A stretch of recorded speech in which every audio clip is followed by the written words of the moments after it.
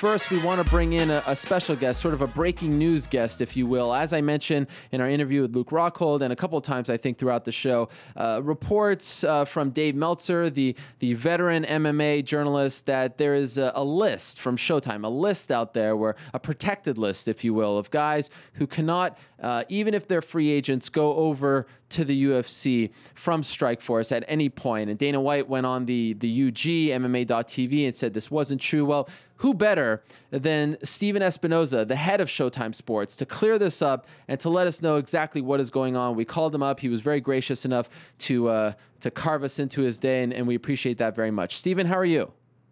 I'm great, Ariel. Good to talk to you again. And just for the record, I'm sort of partial to rapper Scrapper. Well, that is good to know. I'll let Bubba Jenkins know that. Yeah, please do. We appreciate you coming on. I know you're very, very busy. So let's cut right to the chase. I'm sure you've heard these reports. A lot of people very interested in this story, asking us to address it. I wanted to go to the source and really find out what is going on here.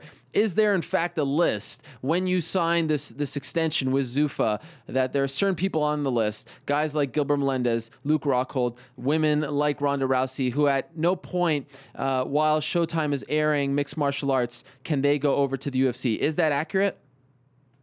No, it's not. And first off, let me thank you, Ariel, for sort of giving me the opportunity to get to the bottom of it, because I know you are, you're always concerned with getting things accurate and right. And, this one is sort of spun out of control rather quickly, so I appreciate the opportunity to address it. No, there's no list of Showtime fighters or, this sort of this concept that we control fighters beyond the terms of their contracts and things like that. There's a list. It's a list of all the fighters under contract, to Strikeforce. We have a deal with Strikeforce. The terms of those deals between Strikeforce and the fighters are sort of between Zuffa/Strikeforce and the fighters. We don't have any contractual arrangements with the fighters. We don't get into things about what happens when they're free agents. We're not a promoter. We can't bind people that way. We have a deal with Strikeforce. Strikeforce has, at the time we entered into a contract, had a roster of talent. That roster of talent at the point that we entered into the contract is attached to our contract sort of informationally. But all this stuff about, controlling people when they're free agents and things like that, that's just, that's not true. So to be clear, Steven, if Gilbert Melendez's contract runs out, he can choose to sign with the UFC. He does not have to stay with Strikeforce. He may want to stay with Strikeforce, who knows? But he has the option to go out there and test the market, including the UFC, right? You would, you'd have to sort of, get that from, Zuffa/Strikeforce on that one, because honestly, I've never seen Gilbert's contract. I'm not sure, what rights he's got there. Could he go fight in another organization? I don't know what rights Zuffa has, but it's a, negotiation right or matching right, I have no idea. All I know is that, we've got an arrangement with Strikeforce that gives us rights to Strikeforce fights while they have, those fighters under contract to Strikeforce. Okay, so how about this? Beyond that, it would, yes, the short answer to that is, that's sort of an issue as in the contract between Strikeforce and the fighters, not between, not us. We're not privy to that stuff. So perhaps this is more accurate. A situation like Nick Diaz, or, we've seen other guys. The Overeem situation was a little weirder, but a guy like Nick Diaz, he was under contract with Strikeforce. They took him over to the UFC. That cannot happen while Gilbert Melendez has X amount of fights on his Strikeforce deal. They can't just bring him over, right? That's correct. But I think just putting that in context, that's the case for, all other MMA promotions. That's the case for other professional sports. Right. So when if you're under contract, in MLS, you can't go sign in a European league. If you're in contract in the NBA, you couldn't go sign with another league while you're under contract to the NBA. So the same thing, while you're under contract to Strikeforce, you can't go sign, a contract to another organization. So it's really, it's being, I just clarify that because yes, it's true the way you described it, but put it in context, that's the same with all other professional athletes, regardless of the sport. Very true. And at the end of the day, the promoter, as you said, is Zuffa. So if you have a situation where, let's say, Luke Rockhold becomes a free agent, and we talked to him about this, and he's still the champion, what do you do in your situation? You built this guy up. He's been on your programming. If he is now wanting to test the waters and the UFC wants to bring him over for some kind of super fight, what does Showtime do in that? I mean, do you have a say in the matter and say, we want to keep this guy over here because we built him up and he's our champion, et cetera? Do you have any kind of say, or do you just have to sit back and let Zuffa do what they want? Well, our approach on fighters, with Strikeforce has always been sort of a mutual partnership in terms of fighters that we'd like to see under contract, fighters that may be released, and that kind of thing. So, we and Zuffa, always enter into those kind of conversations, sort of mutually. I would hope that someone like Luke or anyone else who's been in our airways realizes the value that we brought to the table and, the efforts that we've made to market them, and feels, some sort of loyalty or some sort of, at least, a relationship exists between them and the network and continues on. So, I think if you look at, what we've been able to do thus far with guys like Luke and Gilbert and Wanda and a range of others, I think there's a large amount of goodwill, and I'm confident those guys recognize the value and they appreciate the relationship that they have with the network. And by the way, when you hear, and I was actually saying this to Luke, I think that they have been promoted very well. I think the vignettes about Luke and Tim and Rhonda, of course, we saw a preview of the one with Sarah Kaufman coming up on August 18th.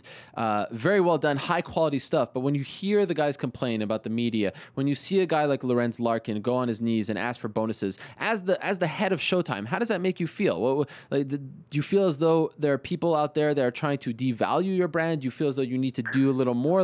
What are you thinking when you see that, especially on your airwaves? Well, I know there's a certain amount of confusion out there because of the unique situation. I mean, I can't think of another structure like this, in any professional sport. And it just sort of by happenstance of that because of, the acquisition of Strikeforce and the existing agreements, and there's some Fox obligations or Showtime obligations. All these things have to be harmonized.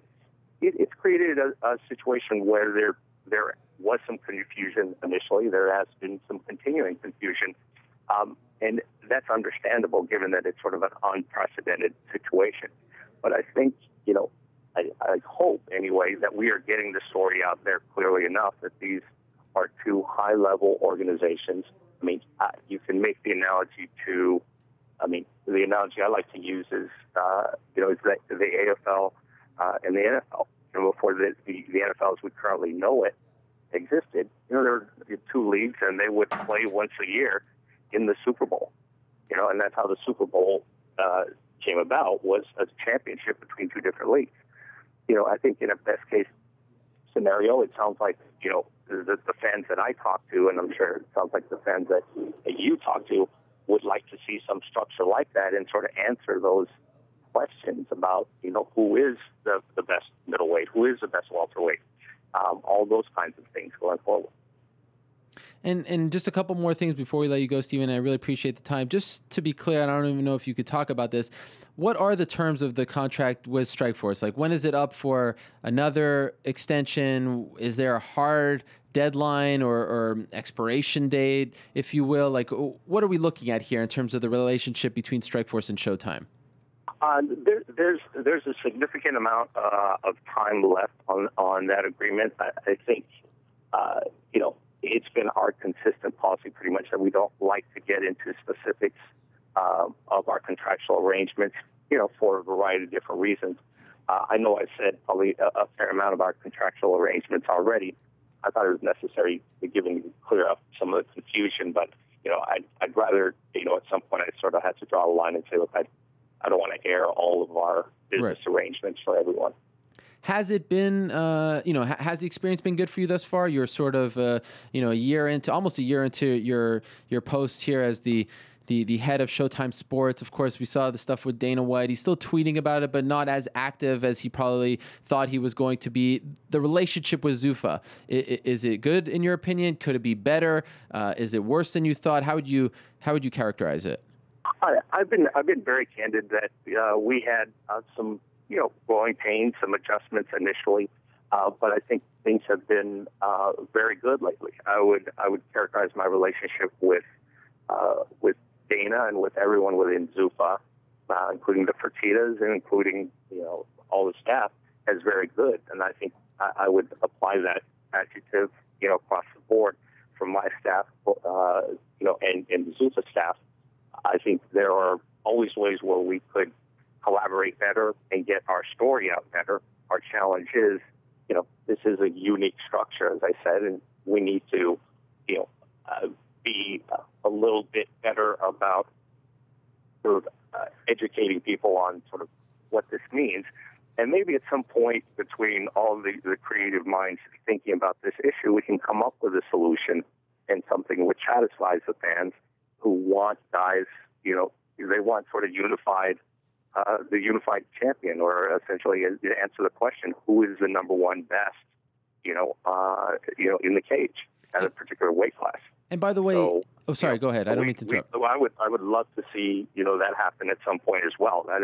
That's certainly, I'm no different than any other fan. I'd love to answer those questions too.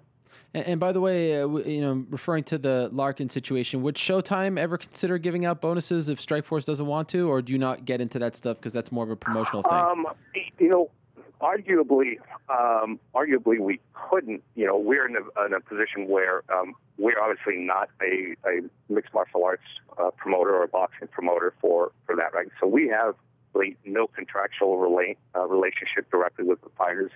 As someone who I consider myself fairly well versed in some of those legal issues for promoters, that would probably cross the line once you are a TV network paying a fighter directly. Arguably you're sort of acting like a mixed martial arts promoter, which is something which would be in violation of the law since we don't have a mixed martial arts promoter life. So long and short answer is it's not something that I believe we'll see, and I think it's probably something that would probably, not pass muster with, our legal department anyway. Okay, last thing, since you were so kind to come on the show, how about you break some news for us? Who's Daniel Cormier fighting on September 29th? We have, we just identified, a primary candidate. Oh, wow. Who I wish I could break the news right now. Because he's not signed yet. Okay. But I promise you that, I'll come back when he is signed. Okay. And we can have the conversation, because I do appreciate that you've always been supportive of the organization. Can you give me a small hint, just a little hint? He's a heavyweight. Oh, that's not... Damn it. That was your small... Well, we look forward to it. September 29th, that's in Sacramento. And then, of course, August 18th, Ronda Rousey returns on Showtime against Sarah Kaufman. Really appreciate the time, Steven. We're very happy that you were willing to come on and address this. Thank you so much, and hope to speak to you again soon. You can come on the show anytime you want to break that news if you want. Okay, I appreciate it. Thanks for your interest, Ariel. All right, there he is, Steven Espinoza, joining us right now. A bit of breaking news here for all of you, MMA Hour. Hopefully that clears it up. I think what I took away from all of that was basically, if anyone is under contract right now with Strikeforce, you can't go over to the UFC. Now, if you're a free agent, he did sort of leave it open there and said, kind of asked Zuffa, and Dana said it wasn't true. So if you're a free agent, can you go over? Sounds like it to me. You tell me if I'm wrong. But I understand that. They don't want to see Luke Rockhold. They don't want to see Ronda Rousey go to a UFC event tomorrow when they've been building her up if she has a contract with Strikeforce. I get it. When she's a free agent, though, she should be allowed to go wherever she wants. Fair is fair.